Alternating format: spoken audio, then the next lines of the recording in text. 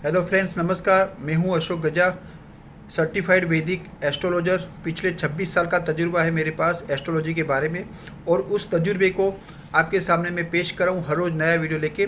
आज हम बात करेंगे काल सर्प दोष के बारे में। काल सर्प दोष एक ऐसा दोष है जिससे आदमी कितनी भी मेहनत करे, उस मेहनत का उसको फल, जितना करता है मेहनत उतना फल नहीं मिलता। 40 साल तक या पिछले 40 साल या अगले 40 साल उसको बहुत परेशानियां झेलनी पड़ती हैं।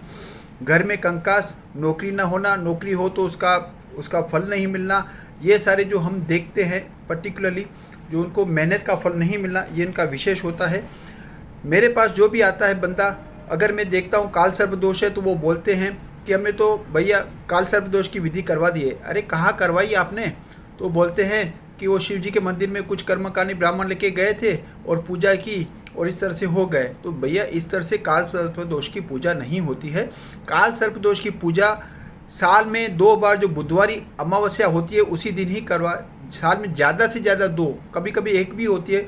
बुधवार की अमावस्या के दिन जहाँ पे 3 नदी का संगम होता है, जैसे कि हमारे गुजरात में चाणोद है, महाराष्ट्र में नासिक है, तो वहाँ पे जहाँ 3 नदी का संगम होता है और वहाँ के जो कर्मकांडी ब्राह्मण होते हैं, उस कर्मकांडी ब्राह्मण के द्वारा अगर काल सर्प दोष की विधिवत अगर हम करवाते हैं तभी उसका जो है वो फल मिलता है। अदरवाइज आप बस मंदिर में जाके करवाते रहो। जो मेरा अनुभव है वो अनुभव के हिसाब से मैं बता रहा हूँ। 26 साल का जो मेरा तजुर्बा है, मैंने बहुत सारे हजारों कुंडलियाँ देखी हैं और देखने के बाद मैंने जिस तरह से करवाई है, मैं ये नहीं बोलता हूँ आप मेरे पास ही करवाओ, लेकिन जहाँ पे भी करवाओ 3 नदी का संगम होना आवश्यक है और बुधवारी अमावस्या के दिन ही पूजा होती है।